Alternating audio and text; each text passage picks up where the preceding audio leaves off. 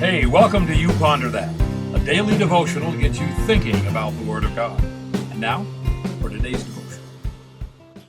Morning, Pastor Steve here. Ecclesiastes 9:14 through 16. There was a little city and a few men within it.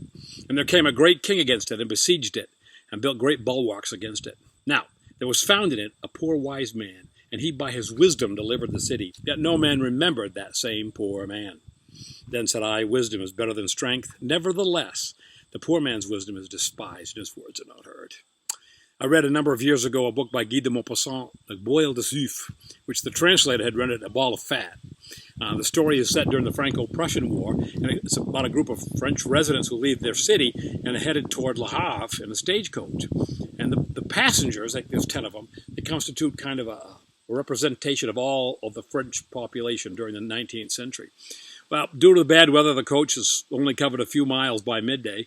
And initially, these guys snubbed the ball of fat, Elizabeth, but their attitudes change when she digs out a beautiful picnic basket full of lovely food and shares it with the hungry travelers.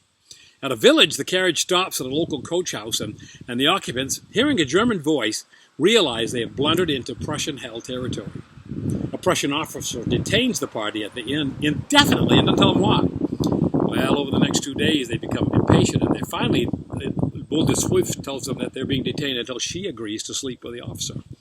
She is repeatedly called before the officer, always return in a heightened state of agitation. First of all, they support her, but then they get mad at her because she's not doing that, so they can leave. Well, so she finally gives in after they bug her enough, and then they are allowed to leave the next day. As they continue on their way to Le Havre, these representatives of virtue, including 2 nuns, by the way, ignore the Boule de Suif and turn to polite topics of conversation. And they look at her scathingly and don't even acknowledge her. They refuse to share their food with her the way she did with them earlier. This woman seethes with rage against the other passengers and finally weeps for her lost dignity. This was and is a heart-rending story which illustrates the deep heart problems described in this passage. People will run wherever they can for any source of help and rescue, even a lowly one, but as soon as the help arrives, they throw away the one who helped them.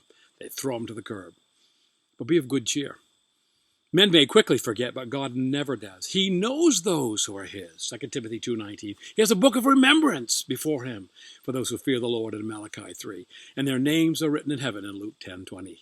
Rejoice in that, and also remember the small ones who do big things. You ponder that. Pastor Steve.